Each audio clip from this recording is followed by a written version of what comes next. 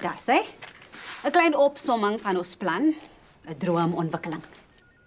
Jy maak 'n grap, nee. Dis presies soos al die cash grab developments in die Kaap. Asof mense soos battery, hoenders en hokkies moet lewe. Julle is almal net suurstofdiewe. Hallo. Jy suiker hier in, sonneskoene en jy wil so met my praat. Ek werk vir een van die Kaap se grootste developers. Ek is 'n pro, terwyl jy met jou agterend in die potte geval het. Ek het klaar 'n businesspartner en ek gaan nie my en sy tyd mors met jou tipe mense nie. Oh, praat jy van jou boompie? Aangename kennis, businesspartner. Hierdie vergadering was 'n fout. Cheers, Zoe. Hoop ons sien mekaar nooit weer nie.